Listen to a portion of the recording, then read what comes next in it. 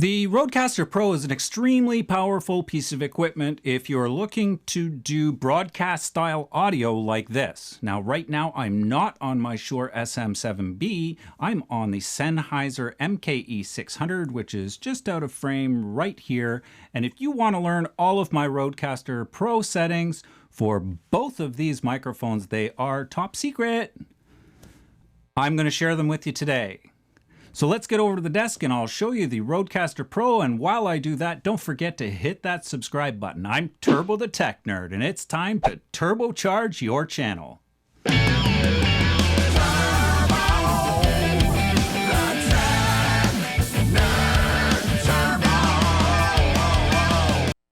Alright, so you joined this video because you want to see the top secret settings for the RØDECaster Pro and the Shure SM7B. And these are definitely going to help you. But one of the really important things to remember is these are my settings for my voice. But it will get you set in the right direction, and you can customize it after that for what works for your voice and your personal preferences. One really important thing to remember is it doesn't matter what buttons you play with on the RØDECaster Pro, with the exception of your phantom power. If you have phantom power on a microphone that does not require phantom power, then you could run into some problems, and it could actually hurt your microphone because you're running 48 volts through your microphone when it doesn't require any voltage in some cases. In my case, I'm using a Cloudlifter. Actually, I'm using the Dynamite SE1, I believe it's called. And it is a Cloudlifter of sorts. You can look that up, or I'll do a video on it at another time. And so I require 48 volts. But the interesting thing with this Cloudlifter is the voltage does not go to the microphone. It stays within the Cloudlifter and cleans up the gain and some other things and makes it so you don't have to have your gain so high, because high gain means noise. So we don't want high gains. We don't want noise. We want nice, clean audio like you hear now. So let's just switch over here to the RØDECaster Pro camera, and there it is. That's the big fancy RØDECaster Pro. I apologize, I'm using a GoPro for this. If you'd like to see my Rode Pod mic settings, all you have to do is leave a like down below and throw a comment down there that says Pod mic me. But I'll get zoomed in here, and we're going to go through each and every setting for the Shure SM7B. And I'm also going to throw in here the settings for my Sennheiser MKE600, otherwise known as a shotgun microphone. And that one does require 48 volts because I don't put a battery in it. If I put a battery in it, it would not require 48 volts. But every single microphone is different. So let's get over here and have a look and see what the settings are on the Shure SM7B. All right, so I'm going to have to move in real close. I'm going to try and do all of this left-handed so that my hand doesn't get in the way of too much. And what we're going to do to find the settings on the mic is we're simply going to press the microphone that we want to look at, which in my case is microphone number 1. And at the top up here, I have the Cloudlifter plugged in just because I don't like the way it looks when it's directly connected to the microphone. It's a little flimsy. So here we are. Let's start with the very basic. So we're going to go to microphone setting, and that is your first setting that you want. In my case, the Shure SM7B is a dynamic microphone, so I simply press the dynamic. Then we're going to move over to the level control. So my level, because I'm using a Cloudlifter, is actually 18. Now, if you weren't using a Cloudlifter, you probably have that closer to about 50. Okay, so that's what the Cloudlifter does. It increases your gain, lowers your noise floor. And in my case, like I said, I'm also using phantom power, but do not use phantom power unless you're using a Cloudlifter. So next we're going to go over to audio processing. So once you get into your audio processing, you can see that I do have one that's grayed out here, and that is the compressor. And that is because I don't use the compressor. It's not something that I like the sound of.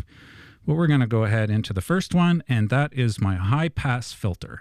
You can see I do have it enabled, and in my case in Canada, we operate on a 60 hertz, so I have it set for 60 hertz. The next thing we're going to look at is the noise gate. So the noise gate is kind of your noise floor. So basically, you don't want to hear anything when you're not talking. So what I do is I just turn that up until I can't hear the background noise anymore when I'm wearing headphones. So these are my settings. So my threshold is set at 46.2 dB. My attack is 4.8 milliseconds. I hold on to that, or it holds on to the threshold for 0.31 milliseconds, 0.31 seconds, so that when I talk 0.31 seconds later, it begins to activate the microphone, and it releases 0.14 seconds after I stop talking.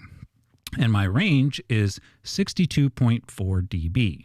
Like I said, we're not going to go through what each one of these does. We're just going to show you the settings so that you can get your Shure SM7B close enough. So the next thing we're going to check on is the De-Esser. Now my De-Esser threshold is set at negative 39 dB.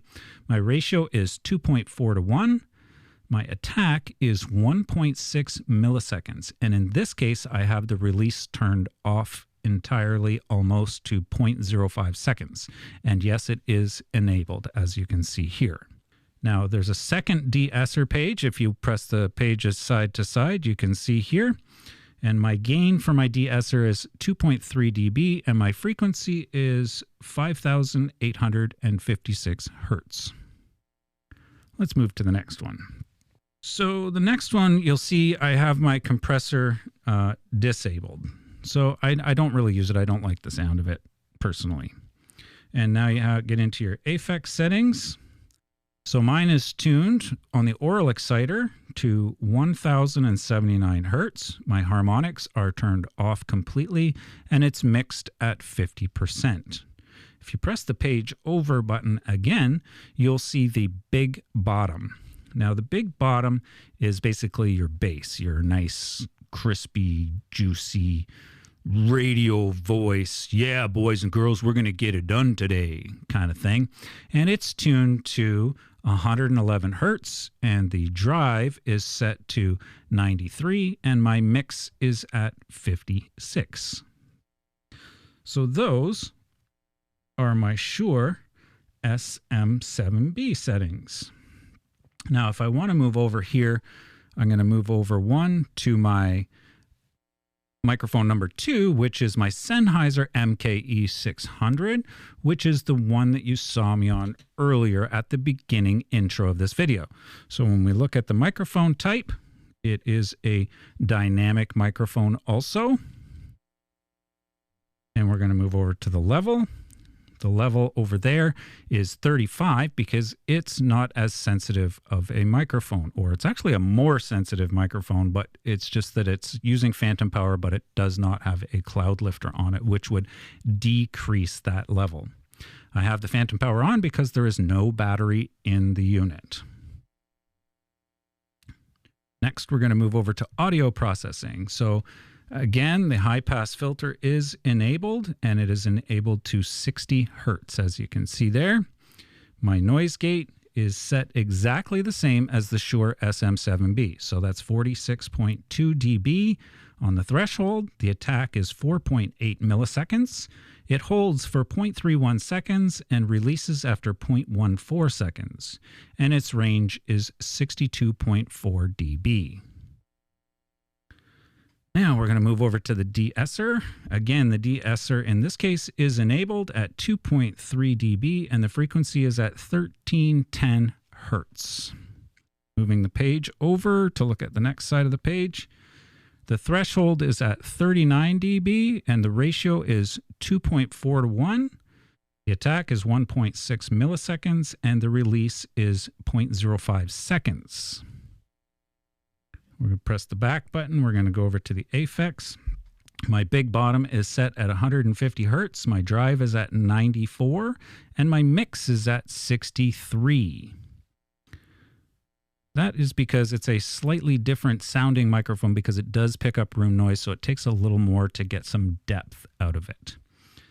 So the oral exciter in my case is tuned to 1079 hertz. Again, the harmonics are off, and the mix is set to 50. And with those settings, it should get you close enough, and you can shape a little and tune a little bit more to whatever it is that you want to hear or you think that your audience wants to hear. And you can shape it and tone it and change it. But what I do recommend 100% is you absolutely wear headphones while you're tuning it. Okay. And the reason for that is you're going to hear noises inside your headphones that you can't hear through a regular set of speakers or your computer speakers, or you could possibly hear it through a stereo system, but you're going to have to turn it up so loud that it's going to bust your eardrums. Now, YouTube is telling me that you're probably going to like this video or playlist next, and you should probably hit this subscribe button right over here if you want to learn more tips and tricks from Turbo the Tech Nerd. Turbo out.